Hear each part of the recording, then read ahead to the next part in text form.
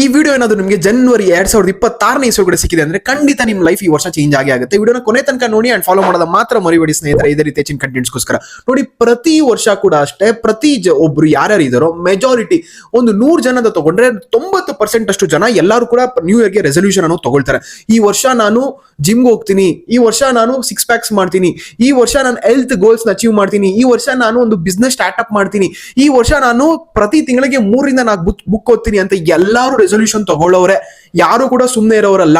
ಆ 90%, ನಾನು ಹೇಳಿದ 100% ಅಲ್ಲಿ 90% ಯಾರು ರೆಸಲ್ಯೂಷನ್ ತಗೊಳ್ತಾರೋ ಇದ್ರಲ್ಲಿ ಕೇವಲ 50% ಅಷ್ಟು ಜನ ಜನವರಿ 15ನೇ ತಾರೀಕು ಒಳಗಡೆ ಬಿಟ್ಬಿಡ್ತಾರೆ ಅವ್ರ ರೆಸಲ್ಯೂಷನ್ ನ. ಇನ್ನ 47% ಅಷ್ಟು ಜನ ಅವ್ರ ರೆಸಲ್ಯೂಷನ್ ನ ಬಿಟ್ಬಿಡ್ತಾರೆ ಫೆಬ್ರವರಿ 15ನೇ ತಾರೀಕು ಒಳಗಡೆ. ಇನ್ನ ಕಂಪ್ಲೀಟ್ ಮಾಡೋರು ಜಸ್ಟ್ 2 to 3% ಮಾತ್ರನೇ. ನೋಡಿ ಮತ್ತೆ ನೀವ್ ಎಲ್ಲಿದ್ದೀರಾ ಅಂತೇಳಿ. ಬಟ್ ಯಾಕೆ ಅದು ಬಿಡ್ತಾರೆ ಅಂತಂದ್ರೆ ಅವರು ಏನ್ ಹೊಸ ಅಭ್ಯಾಸನ ಮಾಡಕ್ ಹೋಗ್ತಾ ಇರ್ತಾರೋ ಅದು ಹೊಸದು ಆಗಿರುತ್ತೆ ಅವ್ರಿಗೆ. ಯಾಕಂತಂದ್ರೆ ಈಗ ಜಿಮ್ಗೆ ಹೋಗು ಅಂತಂದ್ರೆ ಅವ್ರು ಹೊಸ ರುಟೀನ್ ಅದು. ಇಷ್ಟು ದಿನ ಲೇಟ್ ಆಗಿ ಎದ್ದೇಳ್ತಾ ಇರ್ತಾರೆ, ಲೇಟ್ ಆಗಿ ಮಲ್ಗ್ತಾ ಇರ್ತಾರೆ. ಈಗ ಹೊಸದಾಗಿ ಹೋಗ್ಬಿಟ್ಟು ನಾನು ಬೇಗ ಮಲ್ಕೋಬೇಕಂದ್ರೆ ಆಗಲ್ಲ. ಸೊ ಅದಕ್ಕೋಸ್ಕರ ಏನ್ ಮಾಡ್ಬೇಕಂದ್ರೆ 21 ಡೇಸ್ ಚಾಲೆಂಜ್ ಮಾಡಿ ಫಸ್ಟ್.